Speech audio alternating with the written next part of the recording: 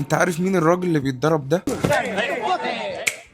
Freddie Roach was not only my trainer, but also my family, a brother, and a friend. اظن كده انت عرفت هو مين. فريدي روتش، الراجل المسكين ده ربنا ابتلاه بمرض اسمه باركنسون، والمرض ده بيسيب الجهاز العصبي زي ما انت شايف كده. المهم ان الفريق الزباله ده ما اكتفاش بضربه بس، لا ده فضلوا يتنمروا عليه ويشتموه كتير جدا. Hi, Freddie Roach. That's Freddie Roach right there. Everything is going well. Everything is going, yeah. And then you get a diagnosis. I was diagnosed as Parkinson's.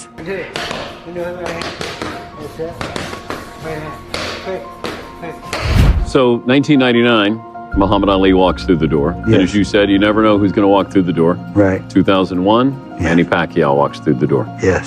What did you know about Manny? Nothing. I will never forget that first time I came to Wildcard Gym and I met Freddie. Freddie was young. He was young back then. He's still young now. He likes me because I punch hard. I like the way he trained. How would you describe your working relationship now compared to where it was? Well, at one point, I think it was more like he was my brother. And then at some point, it went even as a father-son relationship.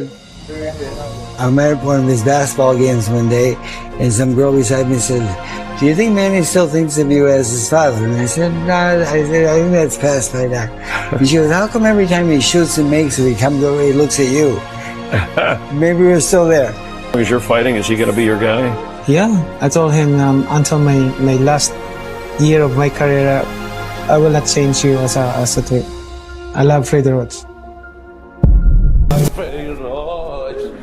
الراجل اللي انت شايفه ده اسمه أنطونيو مارجريتو، ملاكم قوي ومخيف، وكان عامل أزعرينة في عالم الملاكمة ساعتها، وكان بيهزم أي حد يقابله لحد ما كسب احترام الكل وبقى عامل رعب لأن هو أصلا شكله مخيف. ملاكم طويل، تحمل عالي، ضرباته مؤذية قوي، واستطاع ان هو يتغلب على نجوم كبار، ولكن وراء القوة والانتصارات دي كان في سر خطير.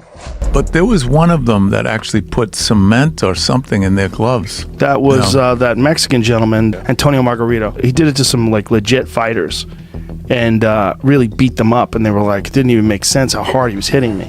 Because he would put plaster of Paris apparently inside the wraps. And then during the wrapping of the gloves, Shane Mosley's camp was to go, what the f is in his wraps?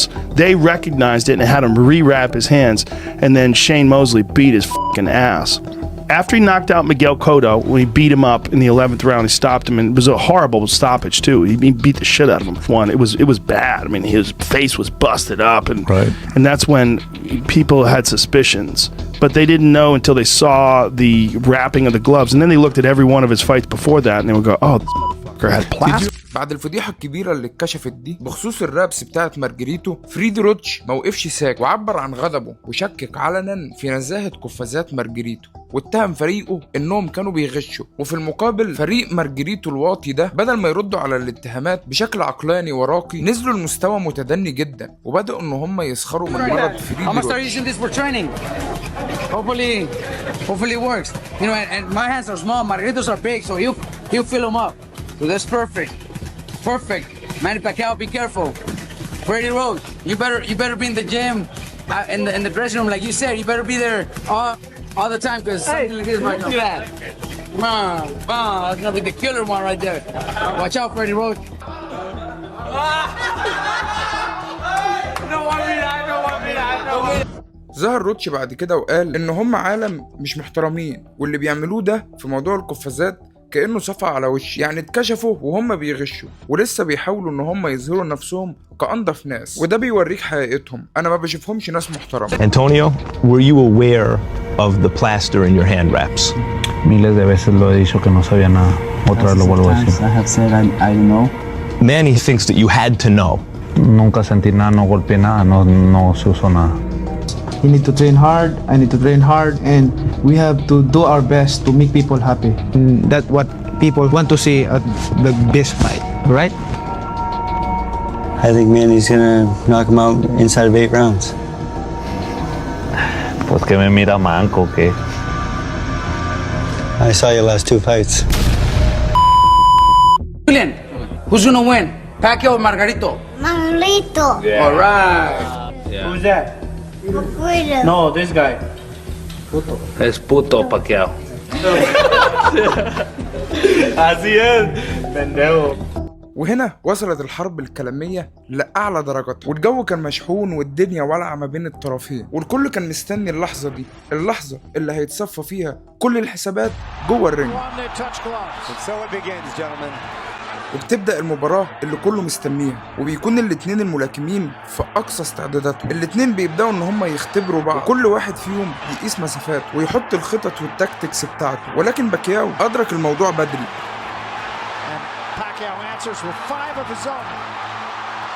بدأ باكياو إن هو يحافظ على المسافة بشكل ممتاز، ورشاقته وتحركاته كانوا من عالم تاني الراجل ده، وفي نفس الوقت يستغل اندفاع أنطونيو ويحط له كاونتر مظبوط قوي.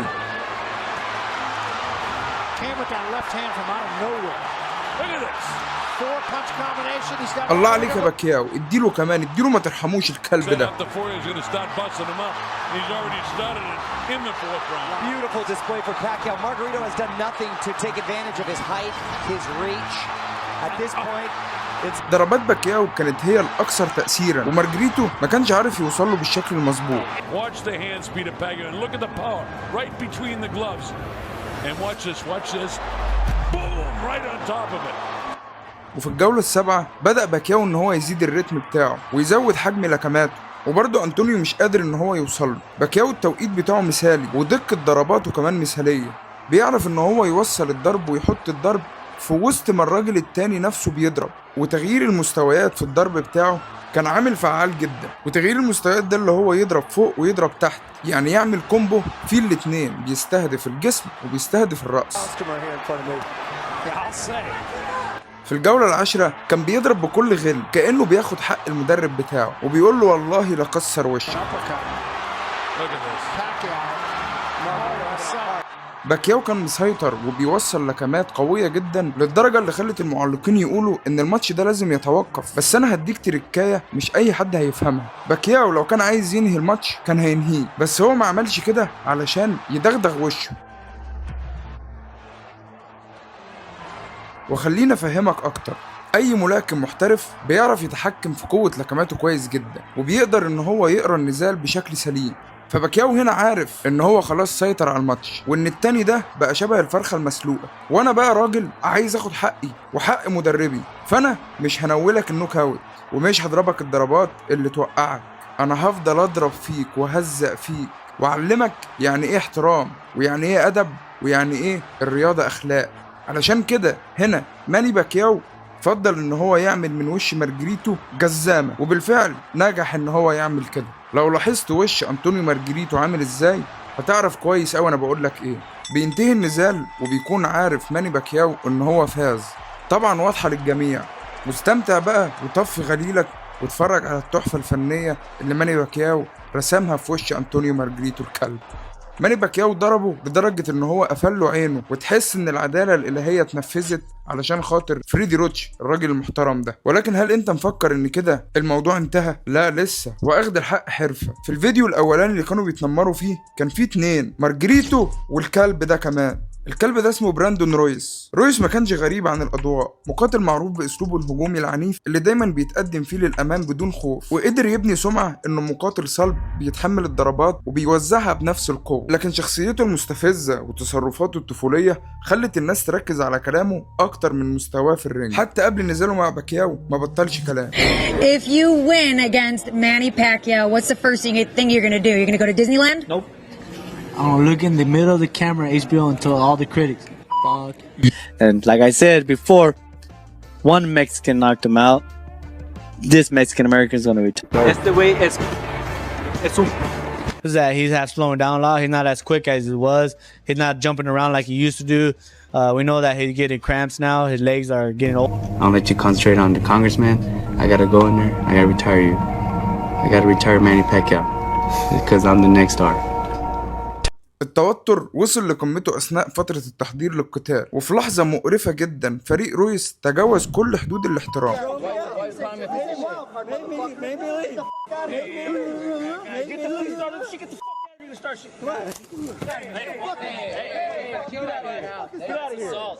That's assault. I'm not here to fight you too. We ain't going nowhere. Get the out of here. الموقف ده بقى ولع نار جوه فريق باكياو، وخلى المعركة دي مش مجرد نزال، دي بقت قضية شخصية، وكل الأنظار اتجهت للفايت ده. هل باكياو هيقدر ينتقم تاني؟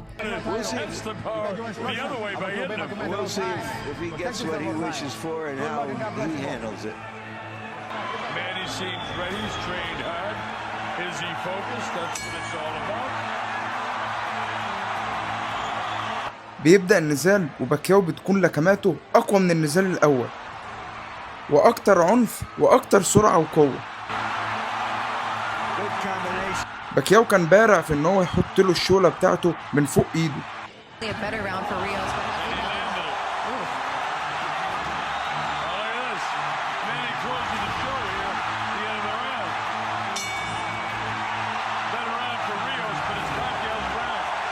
باكياو برضه مسيطر على المباراة، ضربات من مسافة مظبوطة قوي وتحركات محسوبة بالسنت. وبص بقى الشولة اللي جاية دي،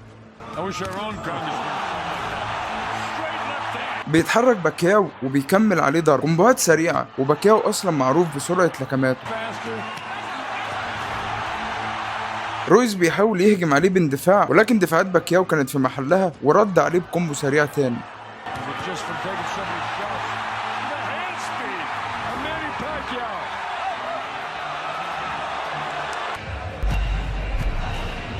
By Marquez almost a year ago has not resulted.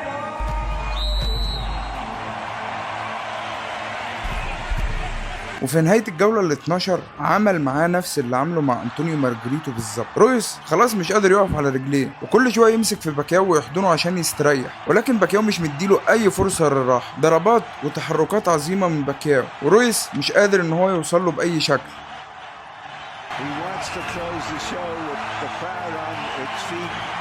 The crowd is on its feet. بينتهي النزال والاتنين بيقفوا قدام بعض، وفي تردد واضح من باكياو، ولكن باكياو معروف ان هو راجل طيب ومحترم وبيسلم عليه عشان خلاص هو هزمه اصلا. واللقطة دي بتورينا الجانب اللي بيخلي ماني باكياو اسطورة حقيقية. Manny, after the fight, you went up to everyone in Brandon Rios' camp, including Alex Ariza, and congratulated him on a tough fight. Is that your way of showing by example, forgiving? Given, we have the job to do in the ring, but after the fight, we're all brothers and sisters, مارجريتو ورويس الاتنين كانوا بيهاجموا باكياو بالكلام وبالغرور، كانوا دايما بيتنمروا عليه سواء هو او مدربه، ولكن كل ده اتغير بعد النزال. puede pegar 7 golpes por uno, pero donde yo lo agarre realmente no me va a aguantar, porque de hecho peleamos en 150 libras, porque no hay bronca, o sea, yo lo voy a agarrar y lo voy a tumbar, lo voy a noquear. Él me puede pegar 7 golpes por uno, pero no hay bronca, o sea, ¿qué me puede hacer? Pues no, estaba muy equivocado. Digo, y tú lo has de saber, realmente, y la verdad mis respetos para Manny Pacquiao, es una gran persona, fue un gran peleador, realmente muy rápido, tenía mucha fuerza, inclusive él me quebró el hueso orbital. I tried my heart out, like I said, I came in top shape. I tried to follow the game plan and it just fucked me. I tip my hat off to Pacquiao and his team. I never got dazed. It was just, I think tonight the factor was the speed. Oh man, it just hurts. It hurts deep down inside because I trained. Like I said, it hurts me bad because I worked my ass off so hard. 5 months in the gym, training. And I think this was the best camp ever. It happens. It goes the other ways, but fuck it. I'll bounce back. الملاكمة مش بس انتصارات على الخصوم، الملاكمة فيها جانب جميل عن الاحترام، وفي قلب كل مقاتل عظيم في رابطة بتتجاوز حدود الرينج. علاقتك مع مدربك أكتر واحد في الدنيا بعد أبوك عايزك تكون أفضل مقاتل في العالم. رابطة مبنية على الحب والاحترام والولاء والإخلاص. لازم يكون عندك ولاء لمدرب ده لو عايز تبقى بطل عظيم.